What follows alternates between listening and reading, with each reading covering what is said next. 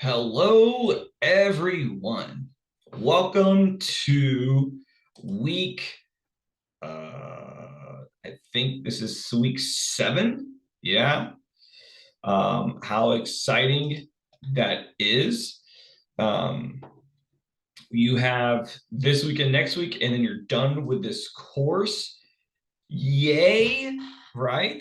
By the time you're watching this, you have already hopefully, I guess, submitted SA2, and you are on your way to today. We'll talk about SA3, and you'll work on that, finish that up, submit it, and within the next 2 weeks, you'll be done with this class. So that's pretty exciting. Congratulations. I hope that you finish strong. All right. So if you've submitted SA2, then I'm going to grade that this week, and you are going to let's see, be working on preparations for SA3. Okay. With SA2, as I've already discussed, if your score is higher on SA2 than your grade for SA1, I will change the SA1 grade to reflect your improvement. Okay. So if you made a 70 on SA1, but then you made a 95 on SA2, then your SA1 grade will be changed to 95. Okay. Um, some people have kind of asked or implied that they wanted to just rewrite SA1 for a better grade. And I don't do that because to me, like, for me to grade and point out all the errors of SA1, and then you just go back and apply all those fixes to SA1, to me, doesn't really show an improvement in writing because I did all the editing for you. So when you have to write a whole brand new essay and hopefully not make all those same errors, correct yourself and do things correctly, that shows improvement. Improvement on an original document that you had to apply all that prior knowledge to create. Okay. And so that's why then when you do that, I feel totally fine with replacing the previous grade, because the point of this class is just constant improvement. We should just, you start off here for SA1, and the idea is that you build in your skills by the end. Okay. So, and like, I taught everything that you need to know for the entire class all in SA1. And then you have before SA1. So then you have SA1, 2, and 3 to master those things. And some people, some people turned in papers for SA1, and they've kind of already mastered it. So now they just have to stay consistent. Make sure SA2 and SA3 are just as good. Okay. Other people need more time. And so the lower grade they received on SA1 is like a motivator to make sure that they really hammer in and learn those skills and those expectations and those standards and apply those in SA2. So hopefully grades for SA2 are way higher than SA1. And now we're moving into SA3. And so listen, let's say SA2's scores weren't that great. Or, you went from a 70 on SA1 to then an 80 on SA2, but you're like, oh, I really want an A on a paper. Then while SA1's grade gets turned to an 80, SA2 score is an 80. Now you have the opportunity to try to make an A on SA3. If you make a 90 or 95 on SA3, then your score for SA2 will grade. Your score on SA2 will change to match your SA3 grade. But SA1 is done. Now that SA2 is in, the only time that you could have changed your SA1 grade is through SA2. But now that SA2 is turned in, okay, SA1's grade is gonna be whatever it is based upon SA2. SA3 grade, if that grade is higher than SA2, then SA2 score will change. All right. So I hope that, the goal is constant improvement, and I want to reward y'all for those things. Okay. Today, I'm going to go over SA3. I'm going to go over what you need to do. There's some changes, some things I'm going to allow you to do that you weren't allowed to do previously. I'm going to go over all that, and then show you the outline form. The outline is optional to turn in, but it is extra credit though. So I want you to do it. I hope you do it.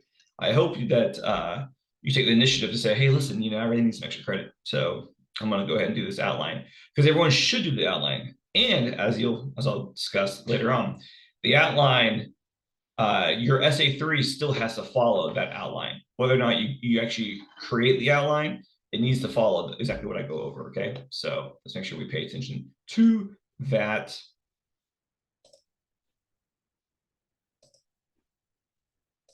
Okay. So let's look at the list of assignments and due dates, just so we're all on the same track. Okay. That was last week, and this is this week. So we're going to discuss SA3, book to film analysis, and then we're going to go over, I'm going to go over the outline, okay? And I'm going to update some researching, okay? So here we go. Let's see. SA3 adaptations. Look at that summer vibe. Yeah. Woohoo. All right. Hopefully y'all can finish this class and be able to get some pool time. SA3 adaptations. All right, so SA3 requirements. 5 full pages is the goal. I'm not really going to hold you to that, actually, but that is, your paragraphs should be longer. You're talking this paper, you are going to be discussing a book and a film, and in each paragraph, each of the body paragraphs, you're going to be kind of comparing and contrasting within each paragraph. Okay. The two pieces. All right. Every paragraph should be talking about the film and the book, or the TV series and the book. So your paragraphs are going to naturally be longer. Okay. So hopefully you'll try to fill up 5 pages. You are going to be really analyzing a lot of the themes through using lenses. You'll be comparing and contrasting changes in the film/book that alter interpretations, themes, and characters. Okay.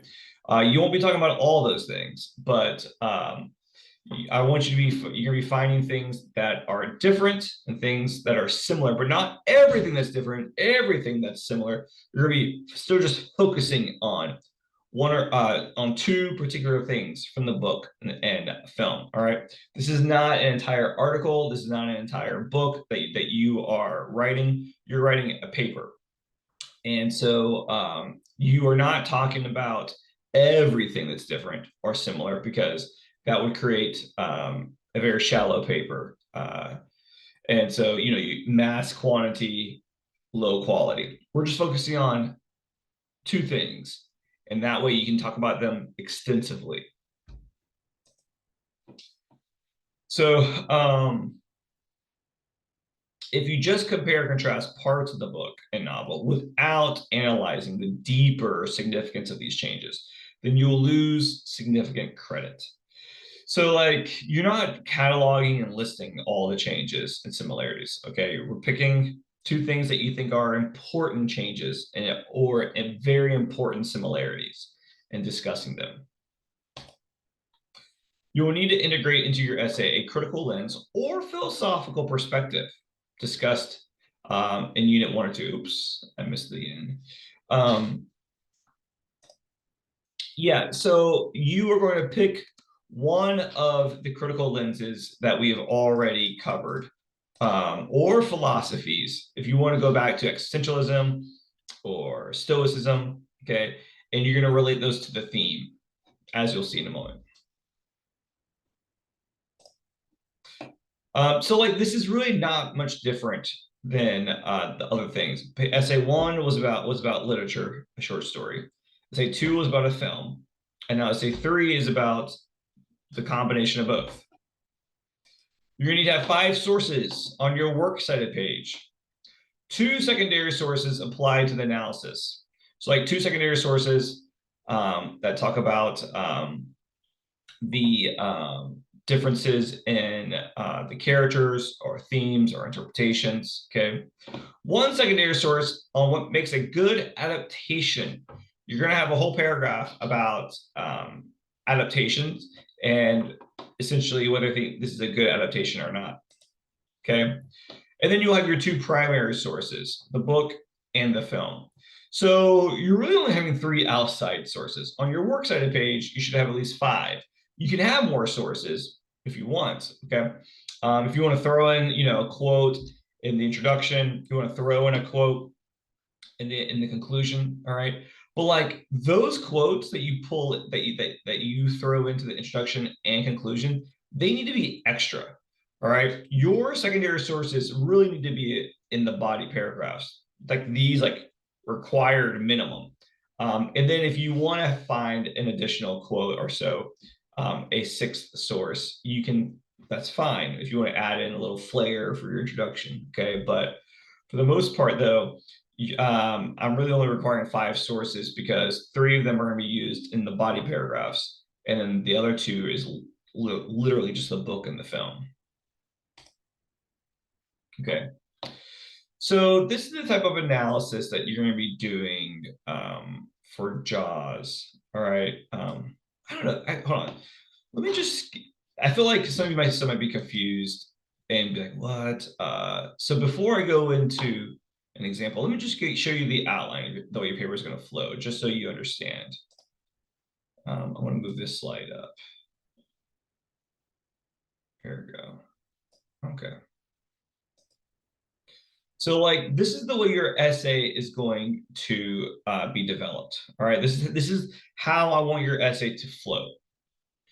And I said this in the previous lecture. I do this specifically because when I hold you to a strict layout and outline, then it reduces how much students end up using AI, which sucks.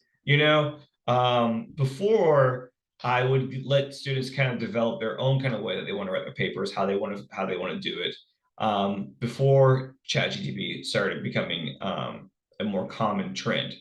And then students could kind of play with how they want to lay out their essay. Now, if I don't give a very specific outline, then like I've shown before, I get these essays with like 12 small paragraphs that are all written by AI. So it's problematic. So now I have this very specific outline to ensure that people are writing them for the most part on their own.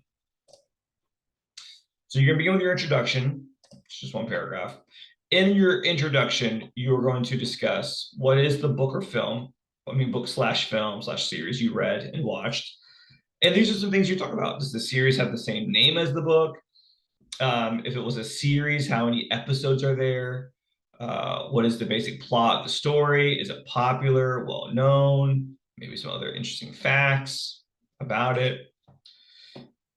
Paragraph 2 is the comparison analysis. You're going to apply a critical lens. So you'll say something like the book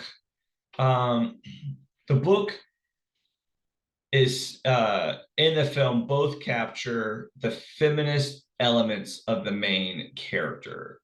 Both books deal with how the main character, Ashley, is subjugated by the men in her life.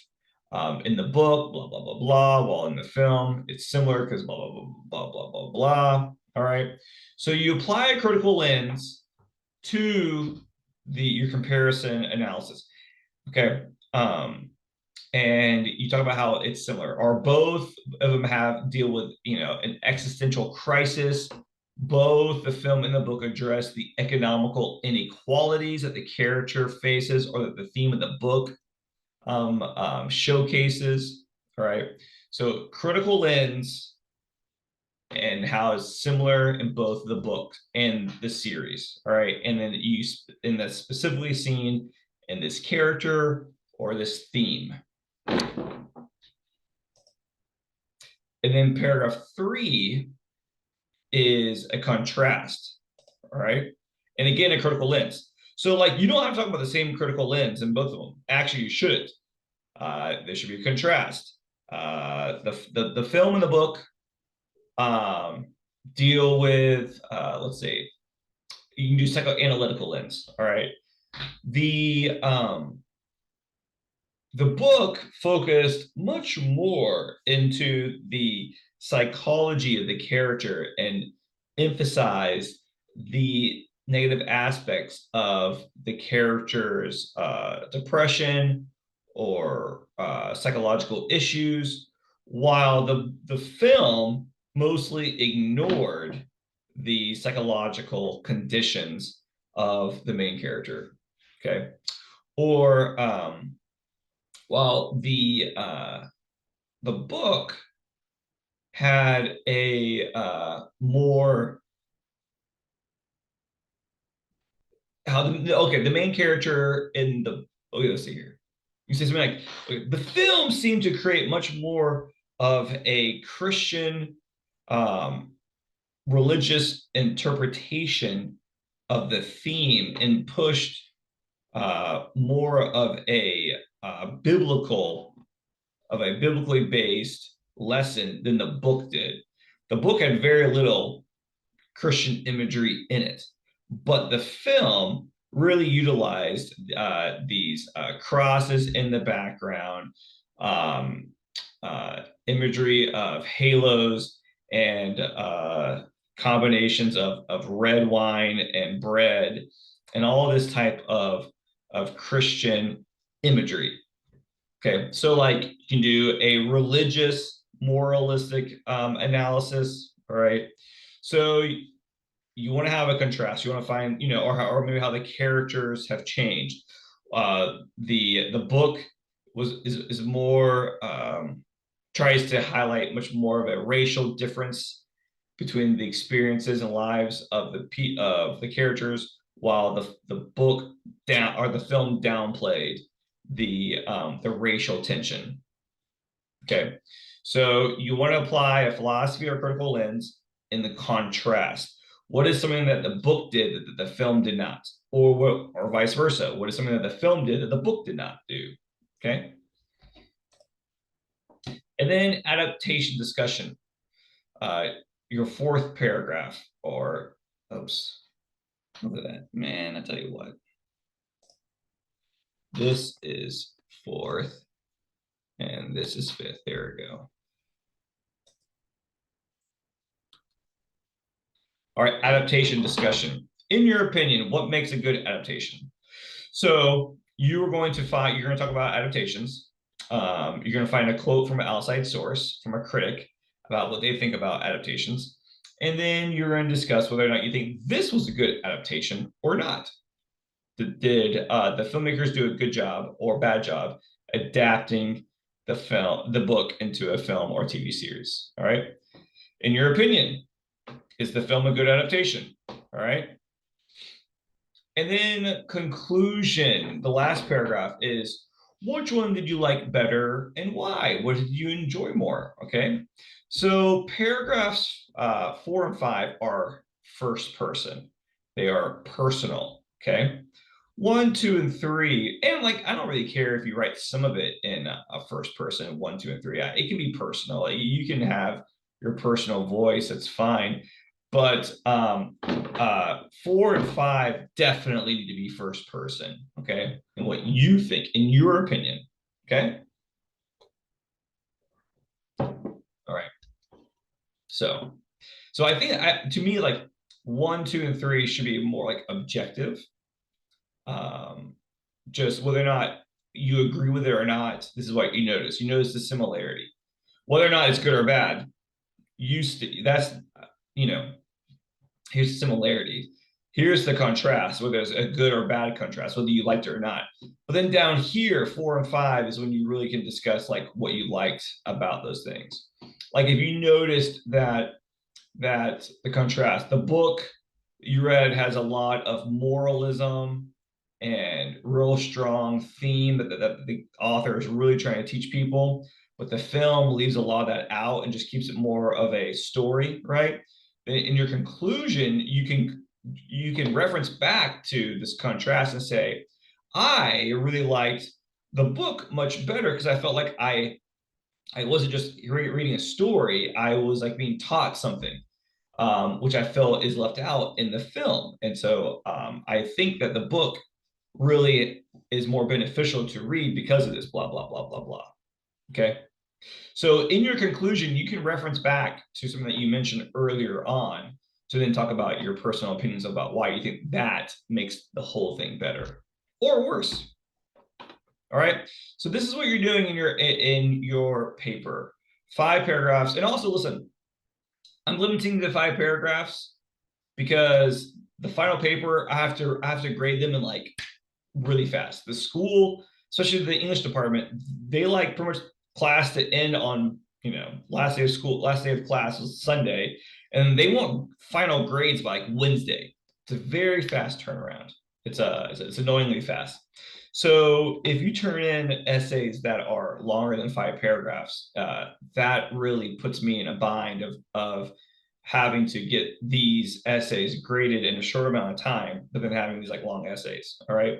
So I'm really wanting you to keep these to um, 5 paragraphs. You're only talking about one comparison that you think is significant, one difference that you think is significant, and then the adaptations and which one you liked. Okay. All right. So here's an example of kind of things I'm looking for. Okay.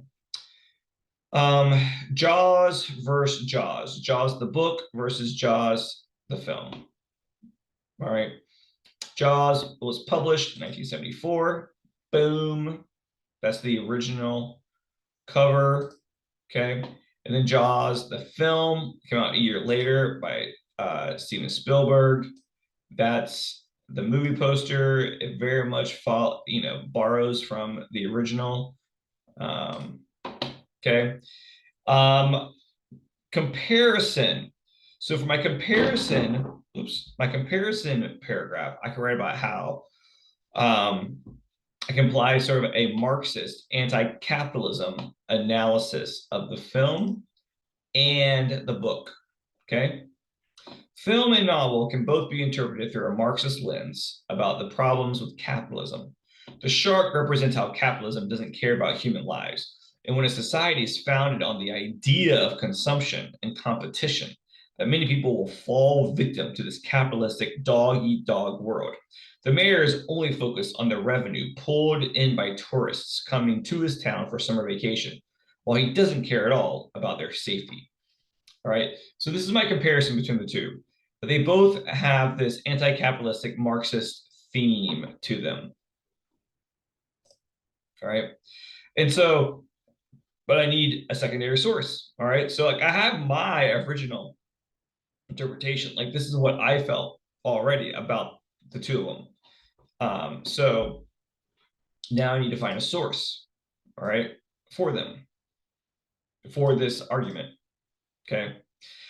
My contrast, that which I'm going to write in my paragraph, that is how the book and the film are different. And that is the character of Hopper and Hopper and moralism. So this is the character Hopper, okay, as he's portrayed in the film. All right. So the character of Hopper changes between the novel and the film in that he dies in the book, but lives in the film. But an even bigger twist is that in the book, he has an affair with Brody's, the main character and sheriff of the town's wife. The book seems to take on a moralistic theme by using this affair to justify Hopper's death, which the scene from the book is in the film, but the outcome is quite different. It is one of the pinnacle scenes where Hopper goes into the water in his metal cage, only that in the film he comes back up, while in the while in the book, I need to fix that. Man, I tell you what, summertime. While in the book, he isn't so lucky. In the film, he doesn't have an affair and he survives to the end. So, a moralistic analysis would instruct to the readers that if you are going to commit such acts as seducing another man's wife, then you might end up in the stomach of a great white. All right. So my contrast is that the character of Hopper is a nicer, better person in the film, and that this sort of has the book has a moralistic theme to it that the film leaves out. Okay. Again, though, I would need to have sources. All right. I would need to have a secondary source. Talk about this. All right. Which brings us to essay 3 research on film and book. So for essay 3, you may use websites like Medium or writer self-published websites that offer analysis and interpretation of your book and film. There's a lot of people out there who are interpreting film, and there's a lot of people who, while they might not be film critics, they have good interpretations. They have solid interpretations. They read a lot. They watch a lot of film, and their analysis is good. So for this paper, essay 3, you can use Medium, which is really just a writer self-published website. Okay. Now I don't want you to use SparkNotes. I don't want you to use Wikipedia. I don't want you to use Cliff Notes. Okay. I don't want you to use things like that essentially do not have an author. They're just this organization. All right. But I am for the final paper going to be a little bit more liberal with the sources you use to find analysis. Okay. All right. So like there's a couple of different types of research that you can use for your paper. Supportive research that directly supports your analysis because the author shares your perspective. And I've kind of gone over this. I'm just kind of reviewing. So example, your topic is about how you interpret the film Jaws to be a Marxist critique of capitalism. Okay. So then you find this source that's literally about Jaws, and it's about how it's a criticism of capitalism. All right. And this was posted in Medium. But it's a very good article. And even has some really nice graphic design. Okay. And I could use this quote. In Benchley's novel, Mayor Vaughn's opaque corruption is the main aspect of his character. And the marriage between greed, corruption, and capitalism aligns political power with the pursuit of profit at all costs. Okay. So, like, that would be my quote from my article that I would use in my paragraph about the similarities between the film and the book. Okay, that they both the Mayor Vaughn is pretty much the same in both books and the film. Okay, and that he's very much motivated by greed, corruption, and capitalism. Okay, and that's negative. So that's a source I would use for my comparison, and it's direct. It's specifically about Jaws. All right. Now, topical research that indirectly supports your analysis by applying the research to your topic. Okay. So again, I say, your topic is about how you interpret the film Jaws to be a moralist film that punishes bad behavior. All right. Now, actually, let's see. This is not film. This would be book.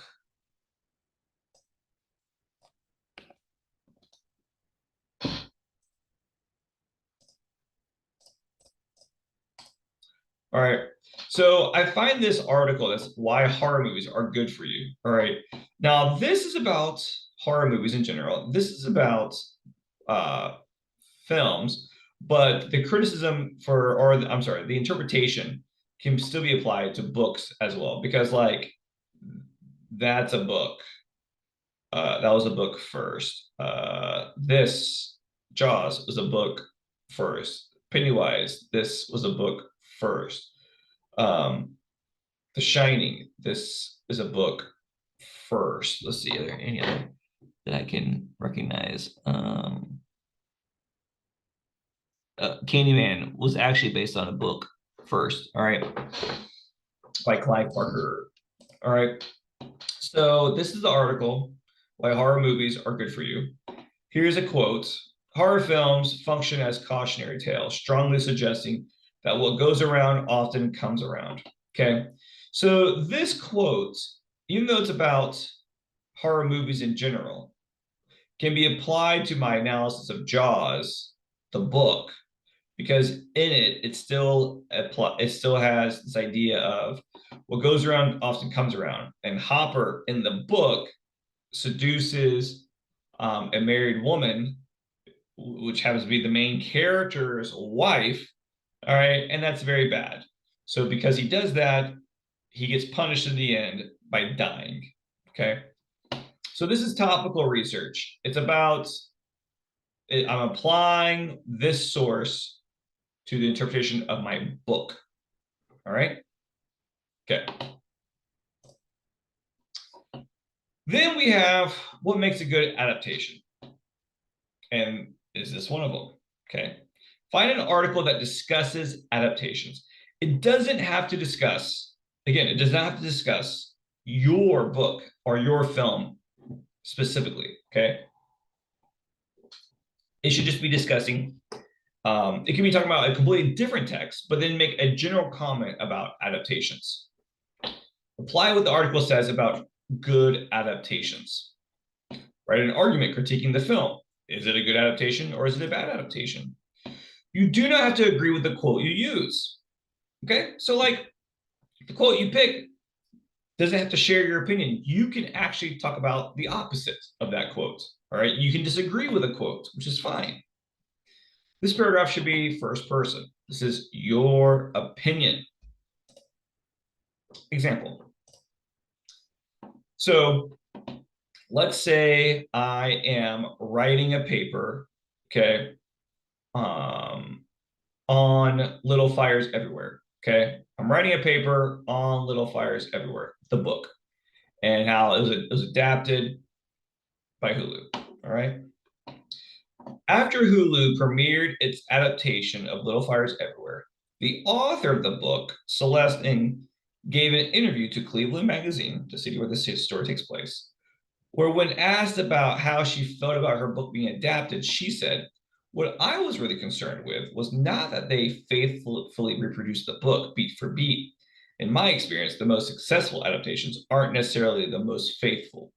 What I wanted was for them to be true to the spirit of the book and to the characters I created." Okay, so that's her quote. All right.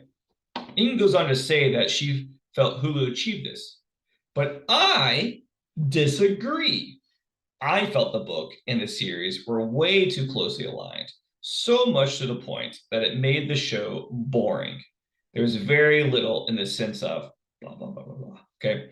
So, like, if I read the book first and then I watched the show, I would be bored because I felt that they were too closely aligned. Okay. I found this quote.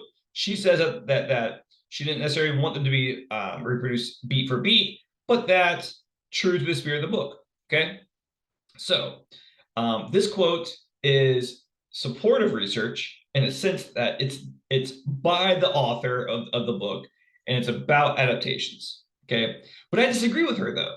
So I explained why I disagree. All right, you don't have to find a quote that you agree with. You have to find a quote that you can use in your essay, whether that is for it or against it. Okay. Now, here's another example, though, where you can find a quote that's not about your source or about your book or film, but you can still use it in your paragraph. For example, I'm going to use the same quote almost, all right? But I'm going to apply it to a different series. You can use a quote by someone who's just talking in general about adaptations. I could use the same quote if I wanted to discuss The Walking Dead. Okay, so look here. When thinking about whether The Walking Dead is a good adaptation, for me, I think about what Celeste Ng, the author of Little Fires Everywhere, said about the process of adapting her own novel to the screen. She said, well, I was really concerned uh, with was not that they faithfully reproduced the book beat for beat. In my experience, the most successful adaptations aren't necessarily the most faithful. What I wanted was for them to be true to the spirit of the book and to the characters I created. Period. I feel this is the same point of view the producers had in adapting The Walking Dead. It's like they took all the same chess pieces, characters, conflicts, events, but changed the order. Who does what, and what were the outcomes? Characters like Andrea and Dale, who were hooking up in the comics, are now having a father-daughter relationship in the show. Characters who die early in the comics, like Shane, die later in the series, and vice versa. R.I.P. Glenn. I found it to be a lot of fun watching and reading the series because they were both similar enough in spirit and characterization, which is just like what she said here, to be familiar, but things played out differently enough to be unexpected and exciting. Okay, so here I'm taking a quote by a different author referring to her book, but she says things in general that the most successful adaptations aren't necessarily the most faithful. Okay, and that's what I'm applying here. All right. Stephen King has made a lot of comments about adaptations because almost so much of his work has been adapted. So you can probably find a quote from him about adaptations in general, and you can apply it to any of the books that you read. All right. So this is topical research. This is a quote that's not about The Walking Dead, but I applied it to The Walking Dead. Okay. And I agreed with it. And it's funny because with this one, this is supportive because it's actually about the same. It's the same book being discussed, but I disagreed with it. All right. So you can do either one. You can agree with what the quote or you can disagree with it, but you just got to explain why, and you need to use examples. So like I would be using some very specific examples as I continue writing this paragraph. This is an incomplete paragraph. And then here, this one is not fully complete either, but I do use very specific examples. Andrea and Dale, Shane, Glenn, different things like that. All right. Okay.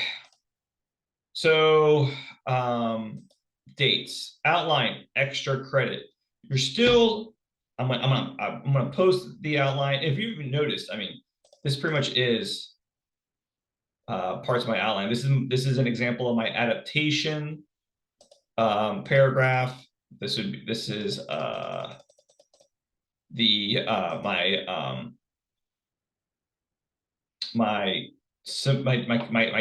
my contrast paragraph. This is my, let's see.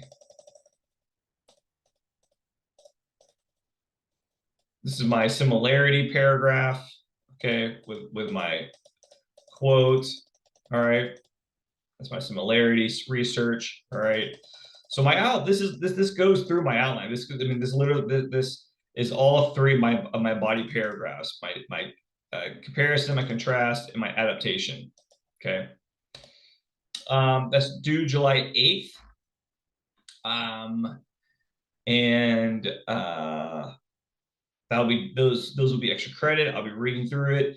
Your quality extra credit. If you do it, if you have a very bare outline, you'll get very little extra credit. If you have a very detailed outline, you'll get much more extra credit. Okay, so I'm just going to give you extra credit based upon how much you do. All right. Paper itself is due July 15th. There will be no delay in grading essay 3. So on Friday morning, grades are assignments are due by 5 a.m. on the due date, not 11:59 p.m. And the reason I do that is that, like in the past, I said, "Oh, paper due July 14th at 11:59 p.m." And then I'll get all these emails of people being like, "Look, listen, can I please turn it in? I have to by 3 a.m. I have to work. I'm not gonna get home until 11. I plan on finishing tonight." And it was always very annoying. People would be like, "Oh, I turned it in at like 4 a.m. Is that okay?" And I'm like, "Yes, yes." So I'm like, "Look, paper due July 15th, 5 a.m. because I'll get up on Monday and I'll start grading them. And I might grade them all on Monday. I might grade Monday and Tuesday. Okay. But they'll be done they will be done by July 16th. Okay. Tuesday, July 16th, I plan on being done grading the essays. Makeup work, if you have any makeup work that you need to turn in, it needs to be done and turned in by the morning of July 15th as well. All right. Any makeup work submitted after 5 a.m. on July 15th is not guaranteed to be graded. FYI. Grades will be posted by Wednesday, July 17th. You will know your grade in this class by July 17th. All right. And I don't want any emails. I'll say this again. I don't want any emails about your grades or about rounding up or anything until I have sent out an email saying I am finished. Okay. When I've finished grades are done. All right. I'm very lenient. So just let me do my process. I'll send an email out when everything has been graded and the class is over. All right. Everything is posted up. At this point, let's see. Make week 7 available to you.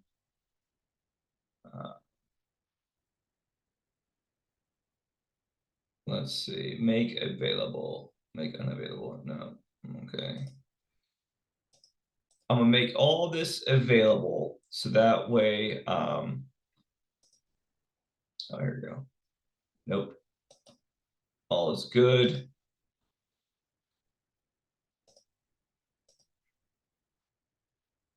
All right. So you are free to finish everything as fast as you want. Okay. You can get your outline done as soon as you want to.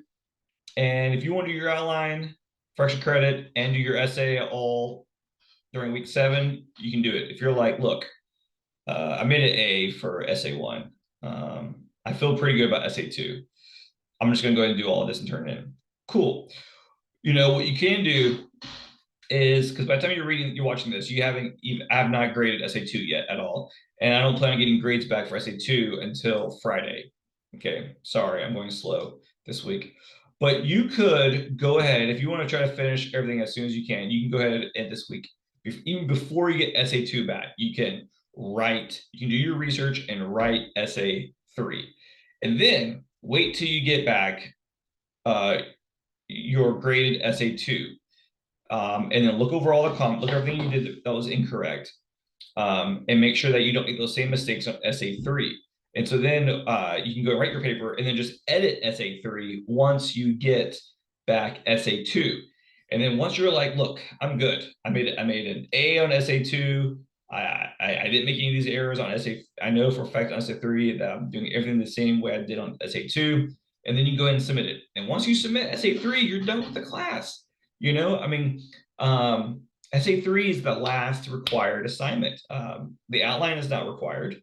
You have to follow the outline in your essay, but you don't have to turn in an outline unless you want to. All right. So week 7 and 8 are open. You can finish these as soon, as fast as you want. You can get started on essay 3 and then edit it when you get essay 2 back, whatever you want to do. All right. So I have it set for, I have the Dropbox set so that way you can submit multiple times, and each time you submit a new version of your essay, it it overrides the previous one. So you could also go ahead and write SA3, submit it, and then when you get SA2 back and you see maybe some mistakes you made, and then you realize you probably made the same mistakes in SA3, you can then edit your SA3 and then resubmit the new one. I mean, you can do that as well. Right? It doesn't matter. I know some of you are probably ready to be done with the class. Some of you have consistently performed well, and so you're like, look, I'm just gonna go ahead and write this essay and be done with it. All right. I mean, if you watched the movie and you read your book, this essay should be pretty easy to write. I mean, I've written 3 of the body paragraphs already, just in my outline. So editing it is just the final thing you need to do. I'm grading it the same way I've graded SA1, SA2, 5 points off per error. I'm grading titles, make sure that they're not they're written correctly. Titles of films and books in italics, titles of articles in quotation marks, integrated quotes, punctuating integrated quotes. If you're going to use a quote within a quote, that you're using the singular apostrophes instead of the double quotation marks within it, that you have the parenthetical citations written correctly, that is just an author's last name if you need it, unless you've stated the author's name previously, that you are citing the book and the films correctly, that you're using everything that you learned from SA1 and SA2 in SA3. All right. If you're quoting a character from the film, that you in the parentheses, you are writing the film's name in italics, versus if you are quoting a character from the book, that you're using the author's name. All right. Since everybody is for the most part, if you are citing a source, a quote from the book, you should have a page number. You should be putting page numbers in from your book. So I will be looking for those, okay? Because most of y'all should have a physical copy. If you have a PDF copy, it should also have page numbers. That's just something that we should be used to doing, okay? All right, well, I hope this was helpful. I am looking forward to grading your SA2s. I'm recording this on Wednesday prior to SA2 being turned in. So at this current point, I don't have any to grade. By the time you watch this, they should be in. So yeah, there you go. Okay. All right. Well, y'all, let me know if you need anything. Email me and I'll get back to you. All right. Take it easy now. Bye-bye.